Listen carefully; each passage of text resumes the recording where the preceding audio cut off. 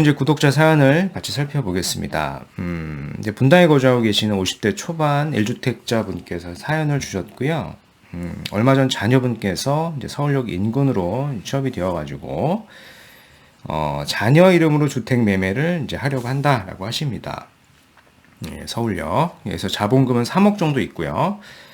신용대출을 활용한다라고 하면 최대 4억까지 가능하다. 이렇게 했습니다. 이제 두 가지 옵션을 주셨고요.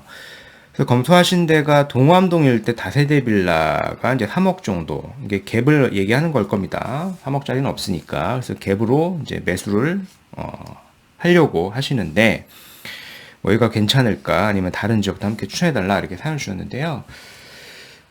일단은 3억 정도다라고 하면 이제 동암동은 보셔도 괜찮습니다. 이제 동암동이 보면은 1종 주거지가 있고요. 이제 2종이 있는데요. 당연히 이제 2종을 우선해서 보시는 게 좋고요. 2종 내에서도 노후도가 좀 나오고요. 최근에 이제 자체적인 재개발 추진하기 위해 가지고 이 주민 동률이 좀 나오는 데가 있어요. 그래서 여기가 아무래도 될 가능성이 높으니까 요 지역을 우선해서 매수하시는 게 좋고요.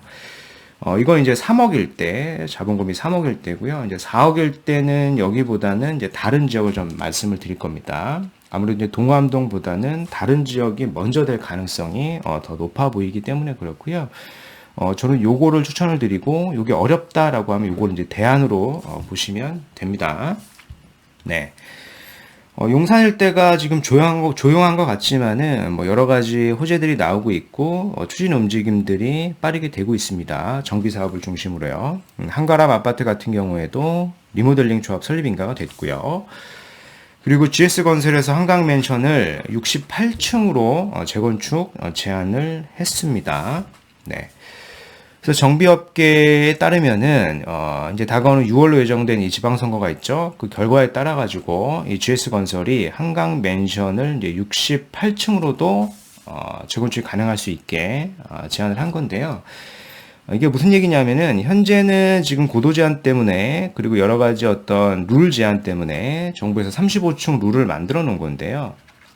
요걸 이제 68층까지 요걸 풀게 되면은 가능할 수가 있게 되는 겁니다. 그럼 한강변 일대 이렇게 이제 서울의 스카이라인이 바뀌게 될 거고요. 용산 일대는 당연히 직접적인 호재가 될 수 있는 거죠. 네. 그래서 지금 얼마 전에 12월 28일 날짜로 민간 재개발 후보지 21곳이 선정 그리고 발표를 했습니다. 이렇게 지역을 보면은 용산구 청파 2구역이 있죠. 근데 여기가 이제 토지거래 허가구역으로 지정이 됐어요. 그래서 1월 2일부터 계약을 하게 되면은, 요 조건을 초과하게 되면은 이제 토지거래 허가를 받아야 됩니다. 물론 이제 자녀분께서 실거주를 할 수 있다라고 하면은요, 토지 허가 거래를 받고 여기를 사시면 됩니다. 그렇죠? 그렇게 사시면 문제될 것은 없고요. 다 이제 실거주가 불가능하다라고 하시면은 선정구역이 아니라 이제 미선정구역으로 좀 보시면 되고요. 미선정구역도 이제 토지거래 허가구역을 할 건데 1월 중에 예정이 되어 있습니다. 참고하시고요. 네, 1월 10일자 날짜로 이제 서울시에서 이런 자료가 나왔습니다. 건축 허가 제한 주민 의견 청취 열람 공고라고 하는 건데요. 이 내용을 좀 보면은 요겁니다. 여기를 잘 보시면 돼요.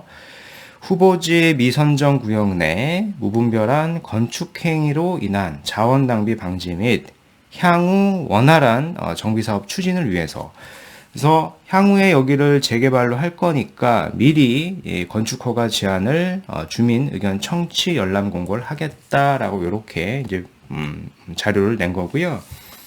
해당하는 지역을 보면 여기입니다. 용산구 일대 요 세 지역에 대해서 언급을 하고 있고요. 현재 지금 최대 4억까지 가능하니까요. 그죠? 4억까지 가능하니까 한남 1구역은 사실 좀 어렵고요. 그죠? 여긴 좀 어렵고, 그래서 요 두 지역을 보시면 됩니다. 서계동 33번지 일대, 그리고 원효로 3가 1번지 일대, 여기랑 플러스 해가지고, 원효로 1가 있죠. 원효로 1가 역세권 시프트 구역도 같이 보시면 좋을 것 같습니다. 그래서 총 하나, 둘, 3개 정도 지역을 검토하시면 좋을 것 같고요. 여기 보면 이제 권리 산정 기준일이 나와 있죠. 선정 구역은 21년 9월 23일, 그리고 미선정 구역은 22년 1월 28일이라고 못 박아놨는데, 권리 산정 기준일이 이제 거래를 막는 건 아니에요. 이제 거래는 가능한데, 해당 시점 이후에 이제 신축 지분 쪼개기가 된 건 현금 청산시키겠다라고 하는 부분인데요.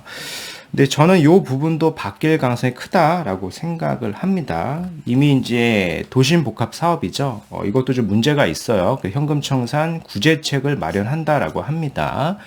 그래서 권리 산정 기준일이 후보지 지정일 이후로 조정될 가능성이 크다라고 좀 보여집니다. 그러니까 실수요 보호나 투기 차단을 이제 동시 겨냥한 거겠죠.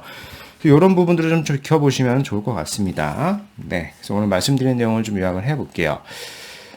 성파 리모델링 단지 분양 경쟁률이 2,500대 1이 넘었어요. 그리고 규제만 없다라고 하면은 주택 수요는 여전히 높다라고 하는 반증이 될 거고, 집값 상승률 자체가 많이 둔화가 됐는데 강남권 일대는 신고가가 지속이 되고 있습니다. 그래서 또 재미난 것은 강남 거주자에 한해서 구내 아파트 매입 비중이 작년 대비해갖고 20년 대비해서 이제 15%나 이렇게 증가를 했어요.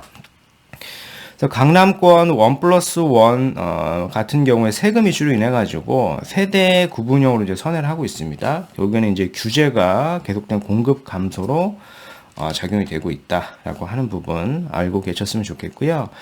50대 초반의 분당 1주택자입니다. 3억에서 4억 원으로 자녀 명의 용산 투자 문을 주셨어요. 그래서 3억으로는 이 동암동 일대는 이종 주거지 내에 노후도나 주민등록의 높은 구역이 있으니까 여기를 우선하시면 되고, 4억 이상 있다라고 하면 원효로 1가, 원효로 3가 1번지 일대 서계동을 우선해서 검토하시면은 재개발로 진행될 가능성이 매우 높다라고 이렇게 평가를 해드리겠습니다.